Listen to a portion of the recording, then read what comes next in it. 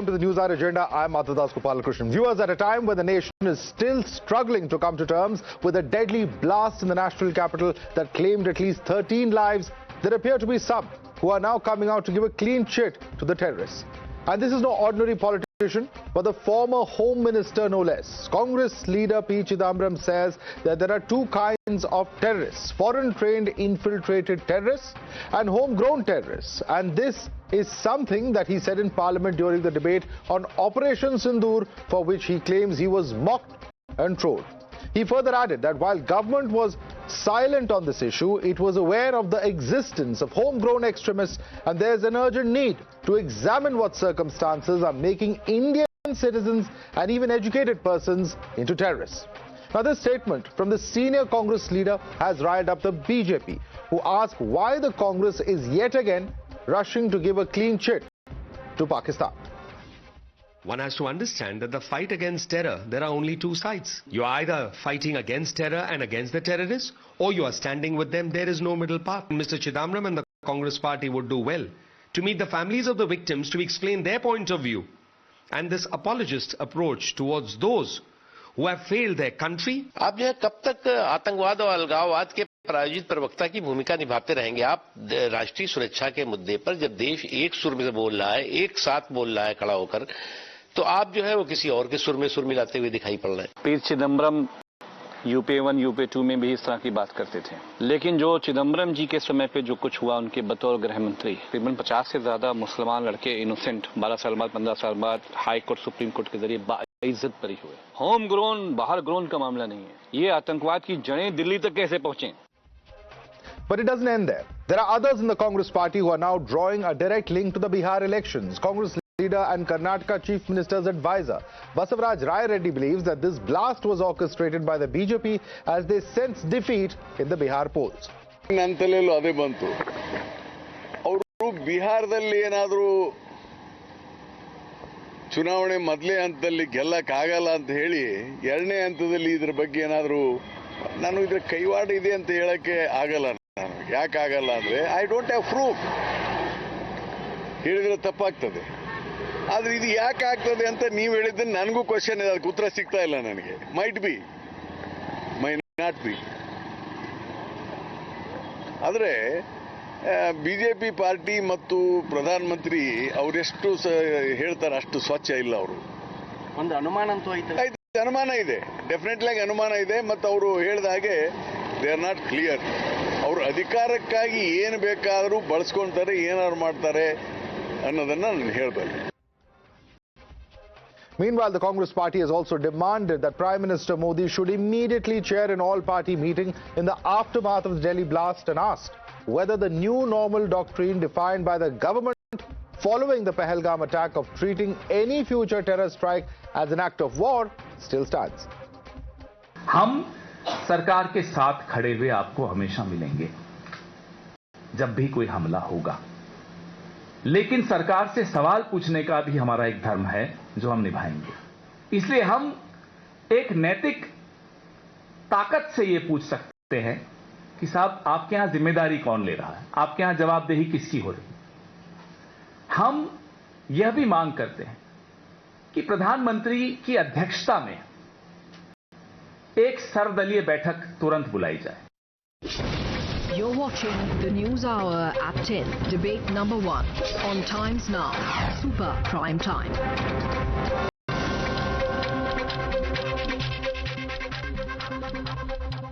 Let's take it across to our guest. Joining us is Sanju Verma, BJP's national spokesperson. Karan Verma, author, is with us. We also have Ravi Srivastava, political analyst, and Vivek Silas is national spokesperson of the Samajwadi Party. Let me start with you first, Ravi Srivastava. You know, when Mr. Chidambaram talks about, foreign terrorists, homegrown terrorists, and the circumstances leading to this, why are we leaving out the role that Pakistan plays in radicalizing these individuals?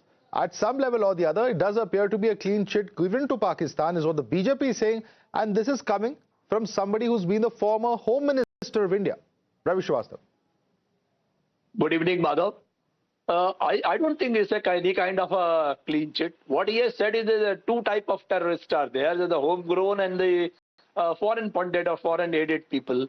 So what is wrong in it? He is also asking that homegrown terrorists, why the government should, people should introspect that why the educated people are turning into like incidents you have seen that doctors were involved into it. So why, what is the reason for behind this? At least there should be some introspection, there should be some probe about it.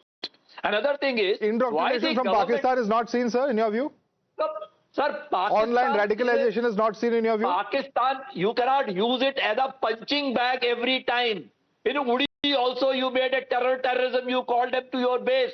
Here, you had Pulwama, you had Pahalgam. What are you, sir, what is the comparison? Uri attack comes from Pakistan. The simple question is, even if they are individuals who, may have, some kind of domicile here in India, the point is that their minds have been indoctrinated by elements in Pakistan. Do we not know that? The government has to take action, and first of all, accountability has to be fixed. It took 48 hours for the government to say that it was a terror incident. Even they took 48 hours to say this. They did not know what had happened. And they only had passed a law in the parliament that every act of terror will be seen as an act of war. Let the government act on it. Well, the government says there were many things that they were concerned. Okay, let the BJP spokesperson respond to that. Sanju Verma, Ravi Srivastava is questioning why did it take 40 hours for it to be declared as a terror incident, a heinous terror incident, whatever may be the terminology. And also, he says that there has to be accountability within the government. Your response to Ravi? My limited response is this.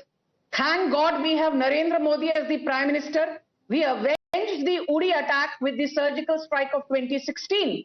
Thank God for Prime Minister Modi. We avenged the Pathankot attack. Thank God for Prime Minister Modi. We avenged Pulwama with the Balakot strike of 2019. And thank God for Prime Minister Modi. We avenged the horrifying Pahalgam terror attack with Operation Sindoor, whereby Madhav, for the first time in the longest time, we not only crossed the LOC, we not only crossed the international border, but we struck at the heart of Rawalpindi. Now look at the behavior of the opposition in sharp contrast.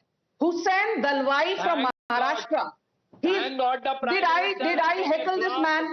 Madhav, can you one by one. Ravi Srivastava, let's not do this. There are others who have not yet spoken. Let's go one by one.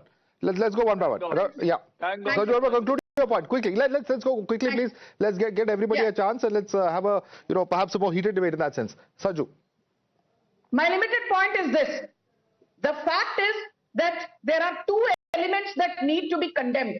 A, these white-collar terrorists, the doctor module that needs to be condemned unequivocally, but more dangerous, Madhav, are the terror apologists. You look at Hussain Dalwai, a former Rajya Sabha member of parliament for the Congress and from the state of Maharashtra.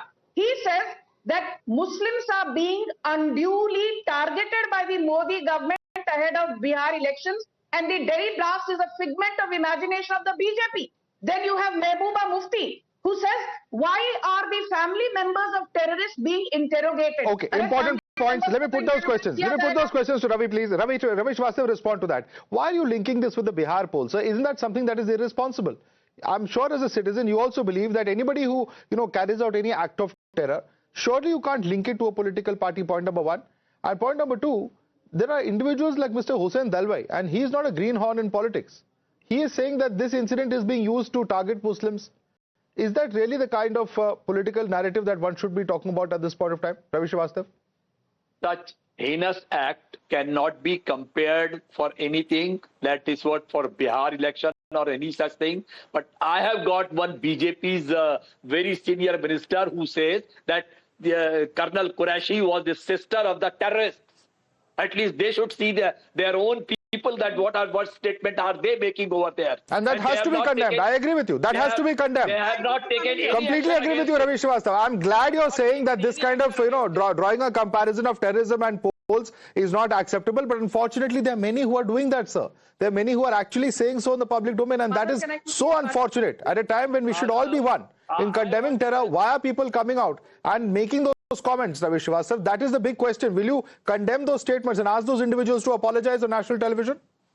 Definitely, because such statements have got no base. They have got no evidence to say it. But first thing is that the BJP spokesperson should thank the Prime Minister for having a blast 10 kilometers from his residence. This cannot be a mono. No, Ravish Vasan, this is not correct.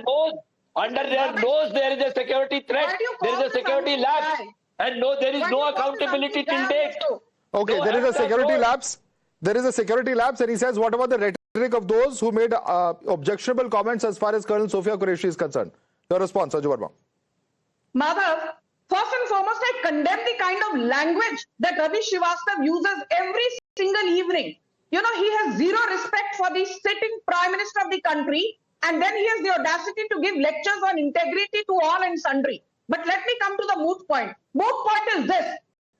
After 10-11, Amit Shah and Narendra Modi, the Home Minister and Prime Minister no less, have said the perpetrators of the doctor module, be it Faridabad, Haryana, Uttar Pradesh, Jammu Kashmir, so on and so forth, the Jaish-e-Mohammed module, all the perpetrators belonging to this module will be brought to justice. In sharp contrast, after 26/11, Mumbai terror attack of 2008, what happened? The then Indian Air Force Chief Falah Homi Major is on record saying the IAF wanted to avenge 26/11, but the proxy government of Sonia Gandhi said, Lashkar-e-Taiba ke khilaf action nahi lena hai. Let me bring in others now. Of course, there's a stark difference in the approach of the governments, but I'm going to keep that aside just for a moment because I want to ask a pointed question to Vivek Sailas.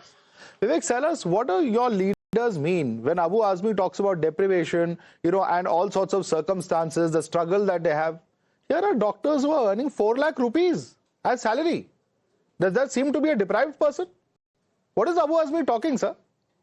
No, it's very unfortunate, Madhav, that such learned people who hold degrees of the doctors are indulged into such terrorist activities.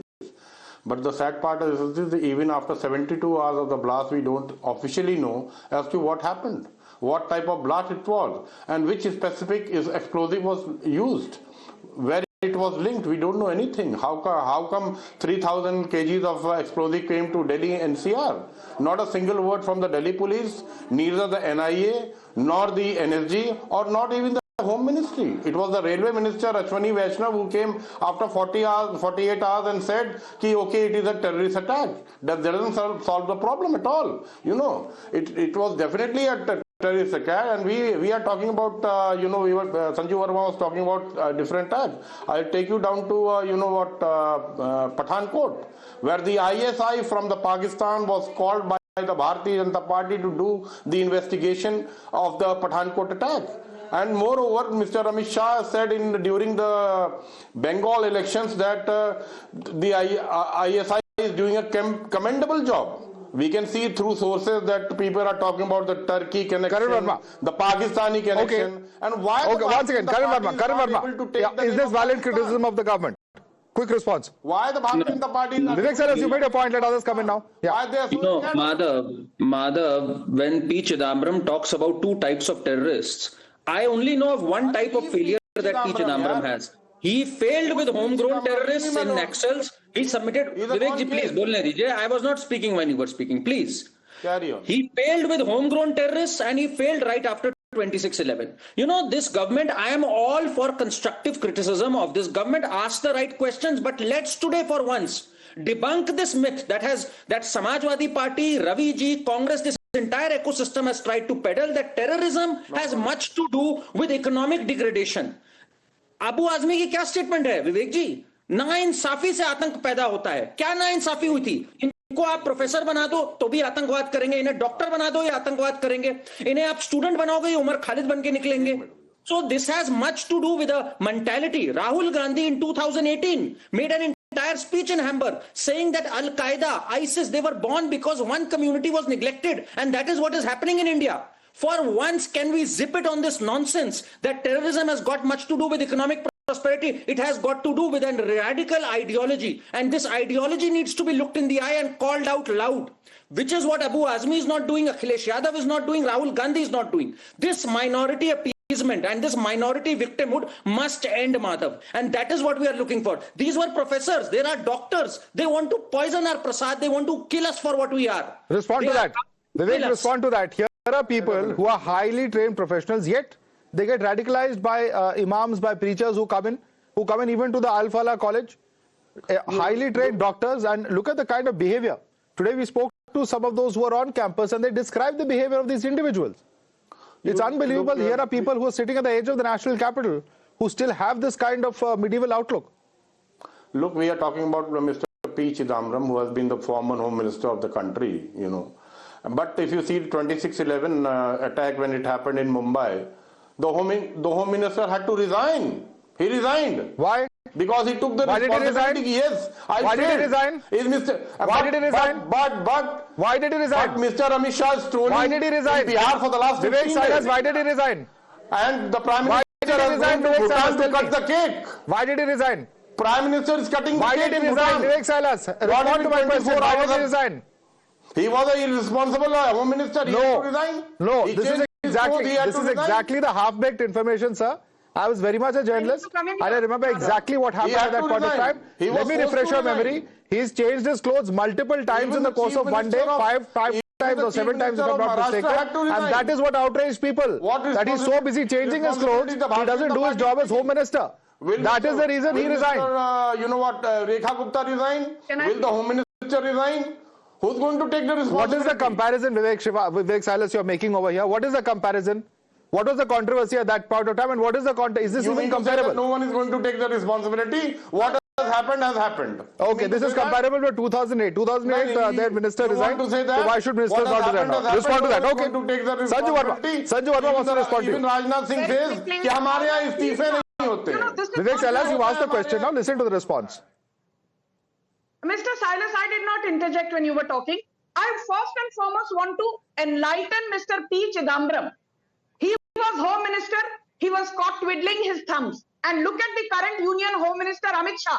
Thank God for Amit Shah. We had 287 Naxal-infested districts in 2013.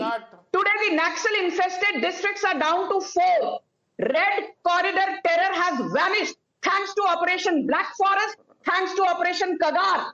You know what, Madhav? 2,100 Naxalites have surrendered in the last 1 year. 1,785 Naxalites have been arrested and 477 have been neutralized. Today, India is Naxal free. We are moving towards Naxal Mukt Bharat because you have Prime Minister Narendra Modi and Union Home Minister Amit Shah who are looking at national security and ensuring our borders are safe and secure. Jab Congress thi, tab the likes of left-wing extremists, they were actually mollycoddled. आपको याद है ना कि Gautam Navlakha, Arun Ferreira, Sudha Bhardwaj, Vernon Gonsalves, these are people who were I'll just say one thing. Ravi Srivastava, you can respond to that. You know, the point is the incidents of terror happening outside of Jammu and Kashmir and perhaps the border areas of Punjab. If you leave that apart, actually this is something that is happening after more than 11 years. Isn't that something that is, that the government will say we have been very strict and we have ensured that such kind of attacks don't happen? Why would you not give them that credit? The point is, this is happening repeatedly. And not alone that, there is the same rhetoric. I'm saying the guilty should be punished. Repeatedly? What do you mean by repeatedly? Repeating means what? Pahalgam, Pulwama, and tell me where Pulwama, Devendra Singh, that DSP who was caught, where is he now? Has he disappeared from the earth? What action has been taken against him? Karan, you want to respond to that? Who has been caught? Karan Verma, you want to respond to that quickly? First of all, Madhav, it is so rich of Ravi ji and my good friend Vivek ji to demand strictest punishment. Vivek ji, आपको याद है 23 नवंबर 2012 को आपकी government ने क्या किया था UP में? वाराणसी ब्लास्ट में जो था उसका केस वापस लेने गए थे. जज ने कहा था आज केस वापस लेने आ रहे हो, कल को क्या पद्मश्री लेने आओगे इनके लिए? Waliullah Khan, who was convicted. These people have gone to courts begging for withdrawing their cases.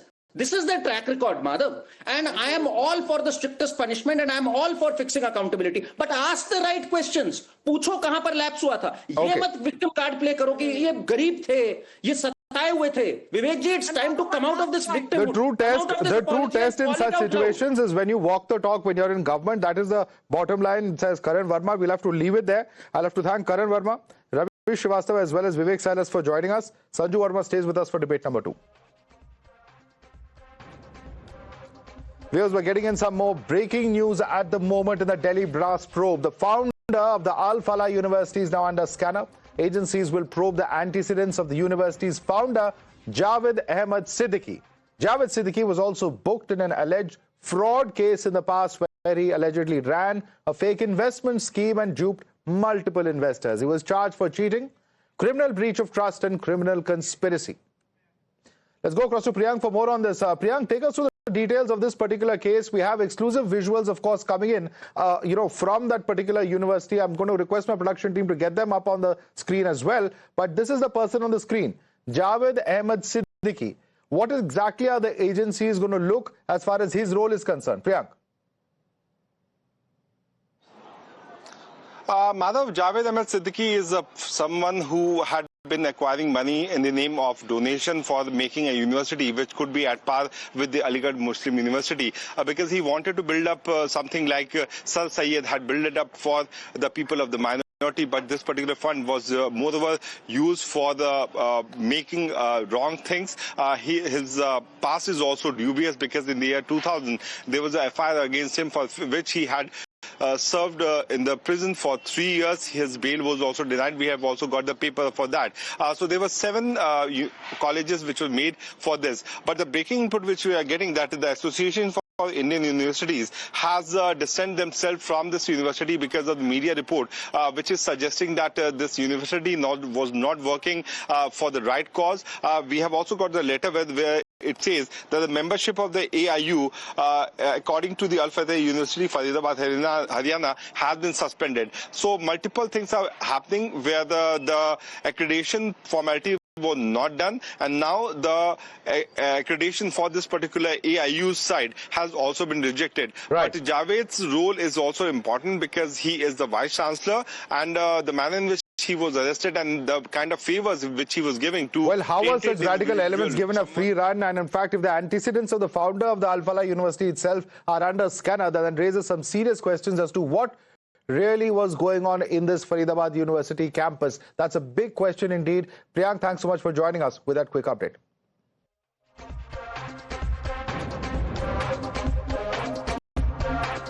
It's the final day, ladies and gentlemen, before the verdict in the nerve center of Indian politics, and Times now has its finger on the pulse of one of the most spicy elections of all times. The exit polls have been predicting an NDA